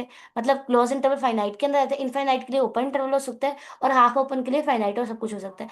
तो याद रखना, अगर मैं इस इनफाइनाइट कर्व में से कुछ पोर्शन उठा लूं, लेट से इतना पोर्शन, ये वाला पोर्शन, माफ करना था ड्राइंग बोर्ड है, तो मैंने इस पोर्शन को उठा लिया, लेट से फाइनाइट पार्ट, तो मैंने एक इनफाइनाइट कर्व में से या फिर कर्व में से एक पोर्शन उठा लिया, तो इसको बोलेंगे रेगुलर आर्क। और रेगुलर आर्क के लिए याद रखना कंडीशन ये है कि वी नो दैट, कि जो रेगुलर, जो हमारे पास कर्व है ना, उसके अंदर से हम एक फाइनाइट पार्ट उठा लें, तो हमारे पास वो रेगुलर आर्क होती है। और रेगुलर आर्क के अंदर कंडीशन याद रखना, we always have close interval. तो यहाँ पे लिख देते हैं in regular arc, we always have we always have closed curve, closed end points, end points. बात समझ आ गई सबको? आ गई? पक्की बात है, पक्की बात है। ओके। अगर ऐसा हो, अब थोड़ा सा कलर चेंज करते हैं, लेट्स टेक, अगर मैं इस रेगुलर आर्क के अंदर से कुछ पोर्शन उठा लूं, ये देखो ये कुछ पोर्शन, अब मैंने आर्क का कुछ पोर्शन उठाया है, तो याद रखना ये बनेगा मेरे पास रेगुलर सेगमेंट। बात समझ आई कि नहीं?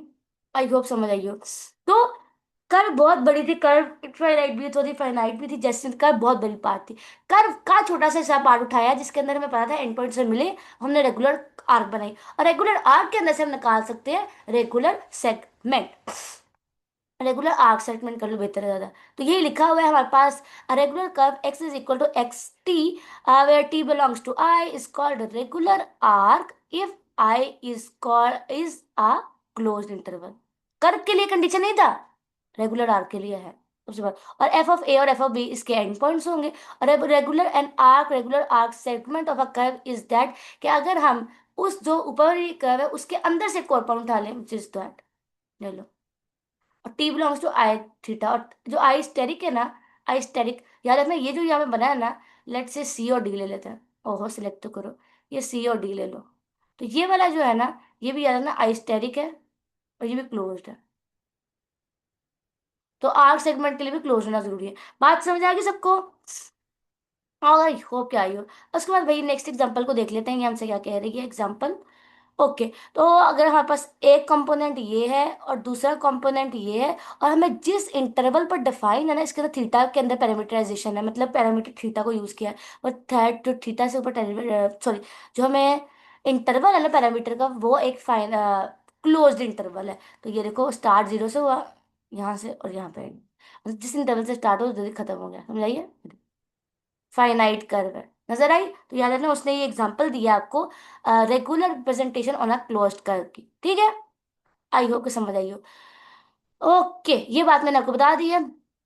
हमारे पास x is equal to x of t, और x is equal to x तारिक ऑफ थीटा। दो रिप्रेजेंटेशन है अगर रेगुलर पैरामेट्रिक कर्व की। तो अगर हम इसका डेरिवेटिव लें और टी पॉजिटिव, डेरिवेटिव पॉजिटिव आ जाए, तो जो हमारे पास कर्व को हम ट्रेस करेंगे पॉजिटिव डायरेक्शन में। अगर डेरिवेटिव नेगेटिव आ जाए तो हम उसको कर्व को ट्रेस करते हैं इन ऑपोजिट डायरेक्शन। और अगर हमारे पास जो कर्व है वो रेगुलर ओरिएंटेड कर्व हो, मतलब एक ही डायरेक्शन पर हम उसको ट्रेस कर सकते हो, तो उसकी हम दो पैरामीट्रिक रिप्रेजेंटेशन नहीं डिफाइन कर सकते, उसकी एक ही होगी, जो कि अगर पॉजिटिव वाली होगी। बात समझ आ गई? I hope. उसके बाद बढ़ते हैं, हमारे पास नेक्स्ट चीज आ जाती है, दैट इज कॉल्ड, बहुत जल्दी रिवीजन कर रही हूँ लेकिन सुन लो, ये आपको सब कुछ इन डिटेल के क्लास में पढ़ाया गया है, आई होप पता होगा आपको। नेक्स्ट हमारे पास ऑर्थोगोनल प्रोजेक्शन। हमारे पास अगर x is equal to x of t, एक ऐसी कर्व है, एक ऐसी कर्व है जिसमें हमारे पास x कंपोनेंट है और y कंपोनेंट है, और हमारे पास जो कर्व ने लिया है ना, वो एक्स वाई कंपोनेंट। याद रखना ये हमारे पास x2 है, ये हमारे पास x1 है, और ये हमारे पास x3 है। तो याद रखना ये वाला हमारे पास x1 x2 प्लेन है, ये हमारे पास जो है वो बनता है x3 x2 plane, x2 x3 plane, and that is over x1 and x3 plane। बात समझ आई? को समझ आई? तो अगर ऐसा हो कि मैं कर्व ड्रॉ करूं x1 और x2 प्लेन में, ध्यान से सुनना, और अब x3 प्लेन में एक स्ट्रेट लाइन ड्रॉ करूं, ये देखो स्ट्रेट लाइन ड्रॉ करूं, स्ट्रेट लाइन जो कि स्ट्रेट लग नहीं रही, मैं कोई और कलर लेती हूँ जो कि अच्छे से नजर आया हमें, ये वाला कलर। तो हमने एक प्लेन ड्रॉ, और अपने कर्व को उठाऊं उस वर्टिकली, देखो वर्टिकली, तो मैंने कर्व को इस लाइन के ऊपर वर्टिकली उठा रही हूं, ठीक है? जब कर्व को उठाए ना वर्टिकली, तो ऐसा याद रखना, ऐसा समझो कि यहाँ पर ना बल्ब लगा हुआ है। तो जब कर्व इस डायरेक्शन में है, इस ऊपर दरमियान में हो, और जब इसके ऊपर मैं लाइट फेंकूं तो कर्व का शेडो नीचे जाएगा। बात समझी?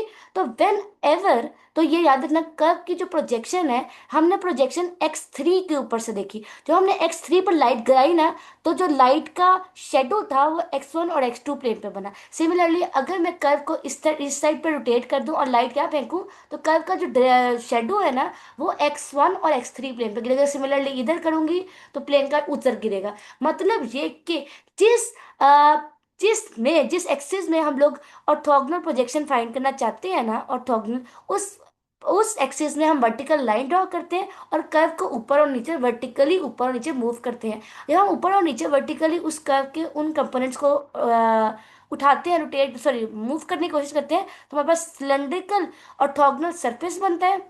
और यहाँ पे अगर गौर से देखो तो प्रोजेक्शन x1 और x2 प्लेन में बन रही है। तो आप सोच के बताओ कि अगर आप ऊपर देखो छत की तरफ, जो लाइट आपके सर पर लगी हुई है, इसकी रोशनी नीचे गिरेगी। जैसे लैंप नहीं होता, लैंप, हाँ लैंप की एग्जांपल, लैंप में क्या होता है, लाइट उसके बल्ब के अंदर नीचे करता है, लैंप की लाइट नीचे गिरी होती है। जो लैंप के इर्द गिर्द का ऊपर वाला इलाका होता है, लैंप के ऊपर वाला इलाका, क्या वहाँ अंधेरा नहीं होता? हाँ, ये वाली पॉइंट की बात है कि अगर प्रोजेक्शन x1 और x2 प्लेन में हो रही है तो x3 पर प्रोजेक्शन जीरो, मतलब x3 जीरो होगा। सिमिलरली अगर प्रोजेक्शन x1 और x3 प्लेन पर है तो x2 जीरो होगा। अगर प्रोजेक्शन x3 और x2 प्लेन पर हो रही है तो x1 जीरो होगा। वेरी पॉइंट की बात यही यहाँ पे लिखा है। The intersection of the cylinder in xy and x2 where x3 is equal to 0 is orthogonal projection onto x1 और x2 plane. Similarly अगर ये देखो उसने उसको कंपोनेंट वाले फॉर्म में लिखा है, इसी तरह हम लोग x2 और x3 और x1 और x3 में निकाल सकते हैं। अब x2 और x3 के लिए जो है वो x1 को डाउन होगा और x1 और x3 के लिए x2 को डाउन होगा। बात समझ आई क्या ना? आई होप क्या आई हो।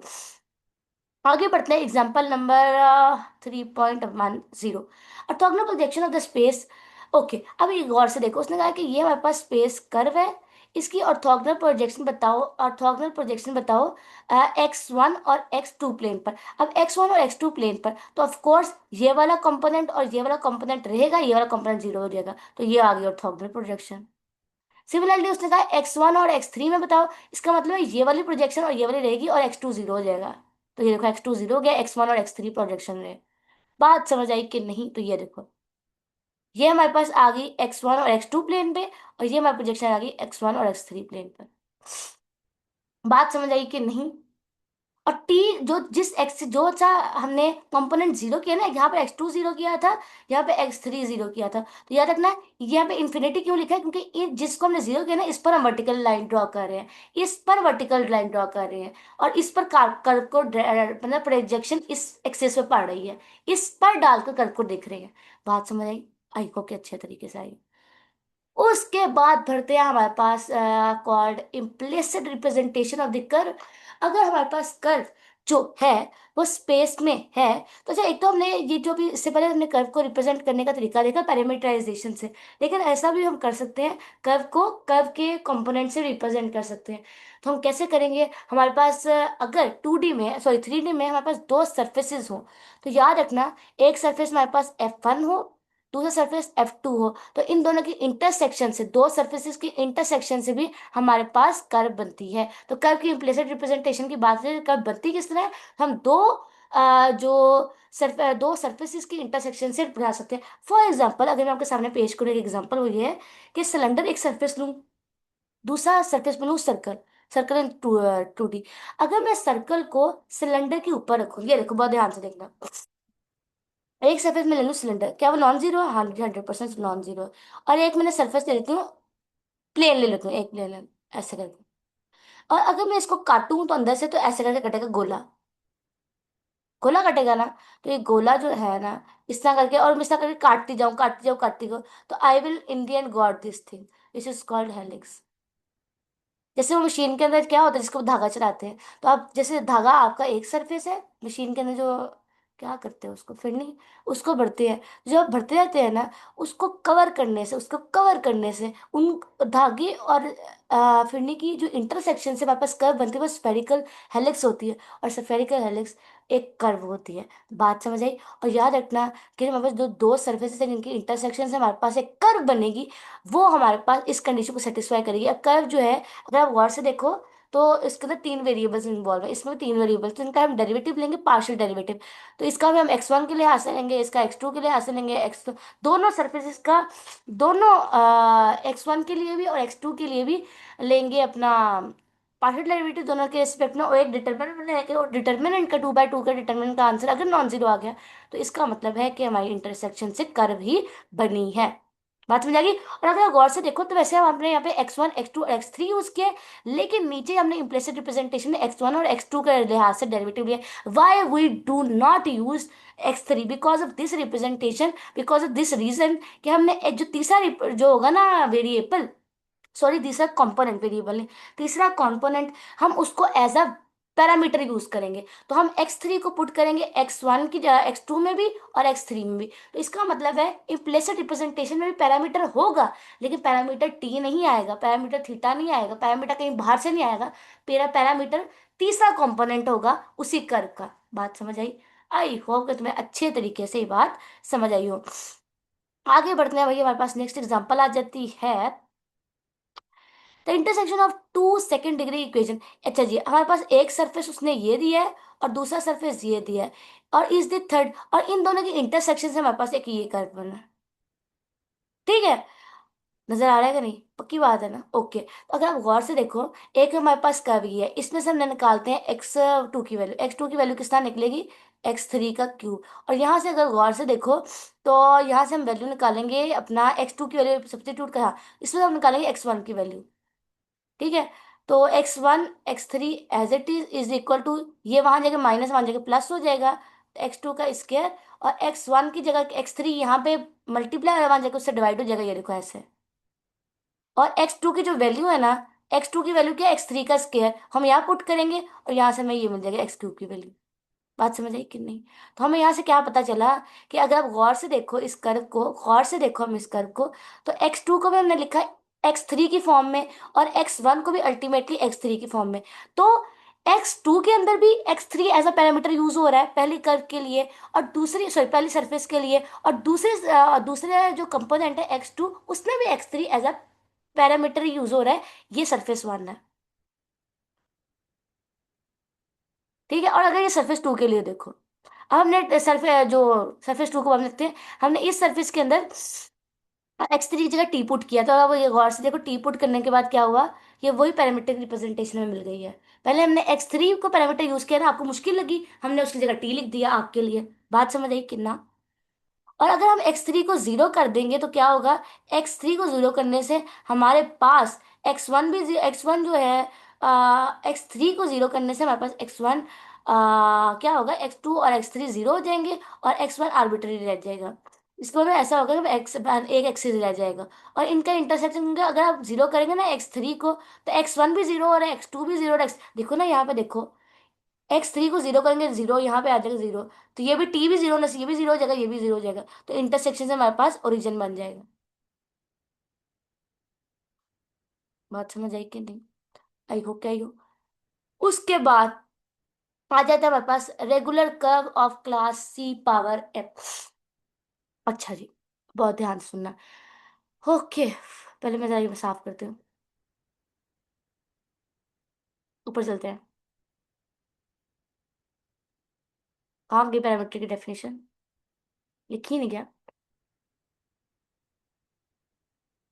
ये वाली बात, हमने क्या कहा, कि अगर रेगुलर पैरामीट्रिक रिप्रेजेंटेशन ऑन जो है C1, अगर हमारे पास जो कर्व दी गई है वो C1 की है, C1 होने से मुराद ये है कि पैरामेट्रिक जो regular representation of class C1 से मुराद ये है कि उसका फर्स्ट ऑर्डर डेरिवेटिव कॉन्टिन्यूस होगा। लेकिन अगर ऐसा होगा हमारे पास जो regular parametric representation of the curve है ना, वो C1 की बजाय C M की हो जाए, तो इसका मतलब है कि अब उसकी कोई और अगर पैरामीट्रिक रिप्रेजेंटेशन निकल आए, मतलब कोई और अलाउेबल चेंज ऑफ पैरामीटर आए, तो उसको भी CM होना होगा उसी इंटरवल पर। मतलब अगर CM होने से मुराद, क्लास ऑफ CM होने से मुराद ये है कि उसके M डेरिवेटिव कॉन्टिन्यूस होने चाहिए। तो अगर कोई और आ जाए, कोई और मुकाबले पे उतरे, तो उसको भी उसी के लेवल का मुकाबला करना है, उससे पीछे नहीं, उससे आगे जाना है। समझ आ गई? ओके, पढ़ लेते हैं। Similarly finally two regular representation of class CM define, इधर आ जाओ, ये लिखा हुआ है।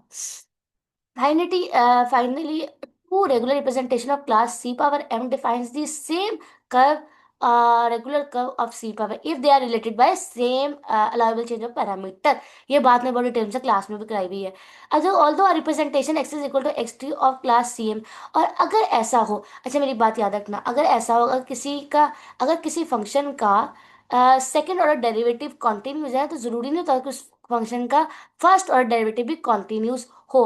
दैट इज वाई उसने कहा है कि अगर हमारे पास ऐसी रिप्रेजेंटेशन है कि वो क्लास ऑफ C1 की है, और अगर हम एक और रिप्रेजेंटेशन ले आए, और हम एक ऐसी रिप्रेजेंटेशन ले आए जो CJ की हो, और CJ जो है वो M से छोटा है, मतलब अगर हमने क्लास 2 की ली है, इज ऑफ क्लास 1 2 की थी, और आप एक ऐसी रिप्रेजेंटेशन ले आओ जो इज ऑफ क्लास 1 है, तो याद रखना वो इज ऑफ क्लास 1 जो रिप्रेजेंटेशन है वो उस कर्व की नहीं होगी जिसकी क्लास ऑफ 2 है, बिकॉज क्लास ऑफ 1 और क्लास ऑफ 2 डिफरेंट है, बिकॉज देर एग्जिस्ट कर्व जिनका अगर हम सेकंड ऑर्डर डेरिवेटिव ले वो कॉन्टिन्यूस निकल आता है, लेकिन फर्स्ट ऑर्डर डेरिवेटिव कॉन्टिन्यूस नहीं निकलता, because it is the rule in calculus as well. बात समझ आ गई? तो अगर हमारे पास जो कर्व है वो पैरामीट्रिक रिप्रेजेंटेशन शो कर रही है इज ऑफ क्लास M, तो बाकी जितनी रिप्रेजेंटेशन है उसको भी उसी को पूरा फुलफिल करना है। और अगर आप यहाँ से देखो बहुत गौर से, तो ये हमारे पास वेक्टर फंक्शन दिया है भाई, किसका? हेलिक्स का। उसने क्या कहा है? ये एनालिटिकल है। एनालिटिकल होने का मतलब ये है कि डिफरेंशिएबल होता है। तो याद रखना डिफरेंशिएबल है, उसने कहा हेलिक्स को कंसिडर किया जा सकता है। अब हेलिक्स रेगुलर भी है, ऊपर से एनालिटिकल भी है, तो इसको हम बोलेंगे रेगुलर एनालिटिकल कर्व। और ये एग्जांपल भी लिख दो, अगर पेपर में रेगुलर एनालिटिकल कर्व का पूछा जाए तो ये उसकी एग्जांपल है। समझ आ गई? और उसने क्या कहा है कि अगर हम ये जो है ना, ये डिफाइन है C इसे लेकर इन्फिनिटी पर, तो अगर हम इसके कोई और लेकर आएंगे पैरामीट्रिक रिप्रेजेंटेशन, तो उसको भी एनालिटिक ही होना होगा, क्योंकि हेलिक्स इटसेल्फ एनालिटिकल है। बात समझ आ गई? उसके बाद हमारे पास तीसरी नेक्स्ट एग्जांपल है, उसने इस रिप्रेजेंटेशन के लिए पीसवाइज फंक्शन बनाया, और इस फंक्शन को अगर गौर से देखो तो इस फंक्शन को पीसवाइज फंक्शन की वैल्यू पॉजिटिव है इन x2 x3 प्लेन, और नेगेटिव है इन x1 और x2 प्लेन। और उन्होंने क्या कहा है कि जो हमारे पास कर्व है ना, ये रिलेटेड बाय C इंफिनिटी है। तो अगर हमारे पास कर्व जो है वो is of class C infinity है, तो इसकी हर रिप्रेजेंटेशन को भी, हर अलाउेबल चेंज ऑफ पैरामीटर जो मैं लेकर आना है ना, उसको भी C इंफिनिटी का ही होना पड़ेगा। उसके बाद बढ़ते हैं none other than definition of the arc length, आज का आखिरी टॉपिक भाई, बहुत ध्यान से सुनना। ये हमारे पास एक कर्व है, चलो भाई चलते हैं आगे।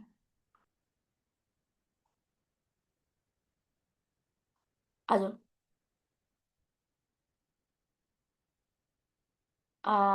एक सेकेंड, ओके, ये व्हाइट कलर ले लेते हैं यहाँ से।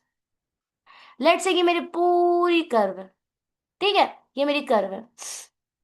अब मैं ये कर्व है, अब मैं कर्व के कुछ पॉइंट्स ड्रॉ करती हूँ। पहले ना मैं ऐसा करती हूँ, थोड़ी कर्व खूबसूरत लेती हूँ ताकि आपको एक अच्छी सी एनिमेशन टाइप नजर आए। ओके, हम थोड़ा कर्व लेते हैं।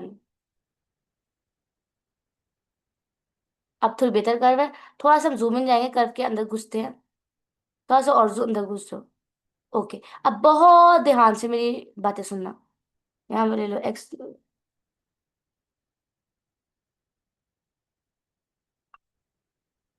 कितने? 1 2 3 4 5 6 7 8 9 10 11, और ये बस।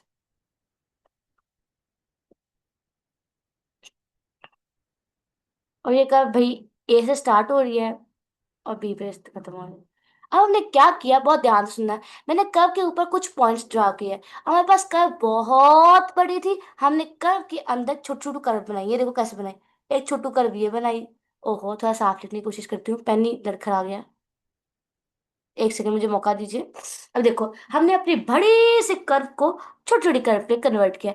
एक छोटी कर्व भाई ये आ गई, एक छोटी कर्व एक ये आ गई, एक छोटी कर्व ये आ गई, एक छोटी कर्व ये आ गई, छोटी कर्व,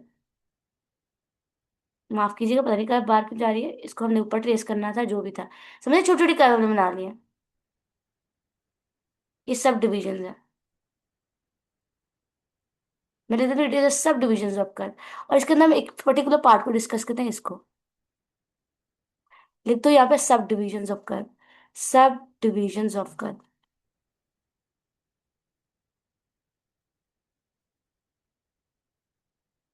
ठीक है, हमने ना कर्व को सब डिवीजन ड्रॉ कर ले सकते, हमने इन कर्व के जो एंड पॉइंट्स है ना इनको आपस में ज्वाइन कर देना। देखो किस तरह ज्वाइन करेंगे।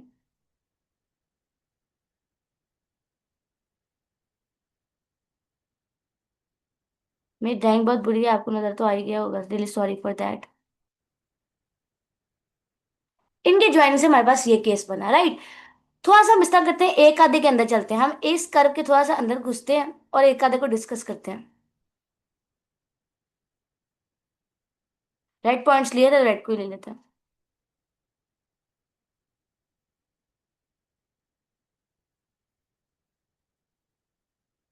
ये छोटू का कर्व है, और इस पॉइंट को हम कह लेते हैं एक्स आई, और इस पॉइंट को बोलेंगे एक्स आई माइनस वन, और ये वाला पार्ट हमने लिया, इसके हम जूम इन किया। इसके एंड पॉइंट्स को हमने आपस में ज्वाइन किया। राइट, इसके एंड पॉइंट्स को हमने आपस में भाई ज्वाइन कर लिया। अब ये जो हमारे पास ये बना है ना सब कुछ, ये हमारे पास पॉलीगॉन आर्क्स है। छोटी छोटी आर्क्स के बहुत सारे कोने हैं, तो इन्हें हम बोलेंगे पॉलीगॉन आर्क्स। बात समझ आ गई। और हम इसके, अब इसकी ये स्ट्रेट लाइन बन गई, इसकी लेंथ किस तरह निकालेंगे? एक्स आई माइनस वन। हमने एक रैंडम निकाली है, और हमने इसके समीशन करके पूरी की पूरी आर्क लेंथ निकालेंगे। आर्क लेंथ, आर्क लेंथ, और यहाँ पे आ जाएगा समीशन। लेट्स से हमने एन पार्ट किया हो और I is equal to one कर लें। एक्स आई माइनस एक्स आई माइनस। बात समझ आ गई सबको? एवरीबडी? ओके, तो हमने किस तरह आर्क लेंथ फाइंड की, ये समझ आ गई। लेकिन लेट्स से मैं इसके अंदर और पॉइंट्स डिफाइन कर दूं, नेक्स्ट कॉन्सेप्ट है। अगर मैं इसके अंदर और पॉइंट्स डिफाइन कर दूं, ये देखो,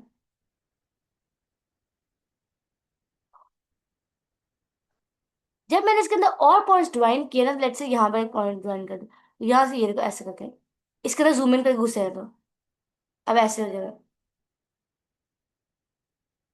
हम समझ आई कि नहीं? तो जब भी हम लोग क्या करें कि अपने, जो हमने पार्टीशन डिफाइन किया है, मतलब सब डिवीजन किया है, इसके अंदर मोर सब डिवीजन करते हैं। जब भी हम इसके अंदर मोर सब डिवीजन करते हैं, तो याद रखना इसका मतलब है हमने मजीद तोड़ा किसी चीज को। और हमने मजीद किसी चीज को तोड़ा, तो इसका मतलब जब हम सबमिशन करेंगे तो we have more variables to add. तो याद रखना इसका मतलब, अब जो ग्रीन से बना है ना, ये इस आर्गन को पी एस पी डैश करेंगे। और याद रखना length of S P dash is greater than length of S P. बात समझ आ गई? आगे बढ़ते हैं दोस्तों, ये वाली बात लिखी हुई है। Now suppose we introduce a better approximation polygonal rp dash by introduce additional points since the length of one side of a polygon is less than or equal to the sum of other side। तो आगे आगे भाई ये वाली बात ठीक है, because more points add किए ये, तो अब देखो दो चीजों को ऐड करें तो आंसर क्या आता है? दो चीजों को ऐड करने से आंसर ज्यादा आएगा, या 10 चीजों को ऐड करने से ज्यादा आंसर आएगा? ऑफ कोर्स 10 चीजों को ऐड करने से आंसर बड़ा आएगा, बिकॉज हम ऐड करें 10 चीजों को। दो चीजों को ऐड करने से आंसर कम आएगा, because we have less number of amount of things जिसको हमने ऐड करना है। तो रिफाइनमेंट में we have more points. That is all. I hope कि आपको बहुत सारा मजा आया हो, बहुत कुछ सीखने को मिला हो। That is all from my side. अच्छा लगे तो दुआ दीजिएगा, दुआ में याद रखिएगा, लाइक कर दीजिएगा, सब्सक्राइब कर देना, और शेयर जरूर करना, और इसको वैल्यू करना, ये कहना चाहूँ।